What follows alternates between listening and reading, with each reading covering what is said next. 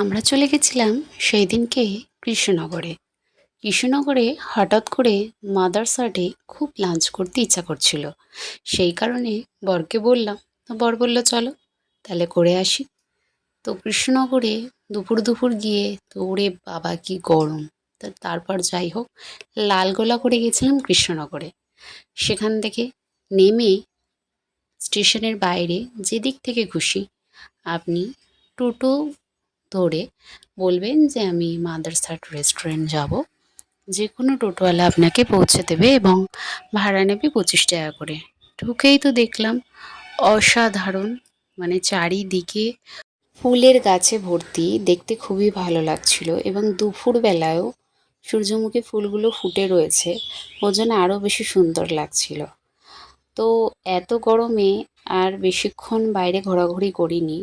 এটা দেখার পরে দেখলাম যে রেস্টুরেন্টের বাইরেই রয়েছে বিভিন্ন ধরনের মেয়েদের সাজাগোজার জিনিস, বিভিন্ন রকমের ব্যাগ, বাচ্চাদের খেলার পুতুল, চাবির রিং, প্রচুর জিনিস রয়েছে এবং ওইদিকে কয়েকটা আউটলেট খোলেনি আমরা যেদিন গেছিলাম। এবং রেস্টুরেন্ট খোলার ঘন্টাখানেক পরেই ওনারা ওনাদের আউটলেটগুলো খোলে এবং বন্ধ করে দেয় সন্ধ্যা 7টার দিকে, যতদূর আমি শুনলাম। কোনো কোনো দিন ভিড় হলে আরও বেশি থাকে এবং সব ধরনেরই জিনিস আছে, খুব কমেরও আছে এবং খুব বেশিরও আছে।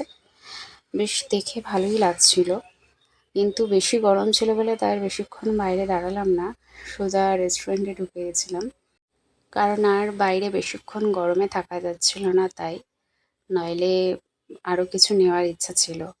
আর খেয়ে দিয়ে বেরিয়ে, সত্যি কথা বলতে টোটো দাঁড়িয়েছিল বলে আর সেই রকমভাবে সময় নষ্ট করতে পারিনি। ওই ঢোকার আগেই একটা ব্যাগ কিনে নিয়েছিলাম। তো ভেতরে ঢুকে খুবই ভালো লাগছিল, অ্যাটমসফিয়ারটা খুবই সুন্দর। আর এখানকার স্পেশালিটি এই যে রোবটটা, এটার নাম অনন্যা। এই রোবটটি খাবার পরিবেশন করতে আসে।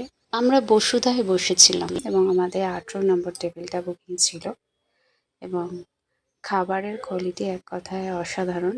আমরা থালি নিয়েছিলাম, তার সাথে এক্সট্রা কিছু মেন কোর্সের মিল নিয়েছিলাম এবং লস্যিটা, এখানে স্পেশাল লস্যিটা আমার দারুণ লেগেছে এক কথায়। অনেক দিন ধরে ইচ্ছে ছিল যাওয়ার, কিন্তু যাওয়া হচ্ছিল না। সেদিন সময় করে গিয়ে রেস্টুরেন্টে দুপুরবেলায় এত দূর নৈহাটি থেকে কৃষ্ণনগর শুধুমাত্র লাঞ্চ করার জন্য গেছিলাম এবং ওখানকার স্টাফদের ব্যবহার খুবই ভালো, ফ্রেন্ডলি। আর রেস্টুরেন্টটিতে কিন্তু সমস্ত মহিলারাই কাজ করছিলেন, এটা ওখানকার স্পেশালিটি। এত সুন্দর খাবার ছিল যে এত দূর থেকে লাঞ্চ করতে যে এত গরমে গেছিলাম সেটার তখন গিয়ে মনে হচ্ছিল না, মনে হচ্ছিল আশাটা সার্থক হয়েছে। যারা যারা এখনো যাওনি তারা তারা একবার গিয়ে দেখে আসতে পারো, খাবার সত্যি অসাধারণ। স্টার্টারের মধ্যে আমার সবথেকে বেশি ভালো লেগেছিল চিলি ড্রাই ফিশটা, খুব সুন্দর হয়েছিল খেতে, দারুণ এক কথায়। আর আমার বাড়ির সবথেকে ভালো লেগেছিল সরষে ইলিশটা, খাবার সত্যি দারুণ।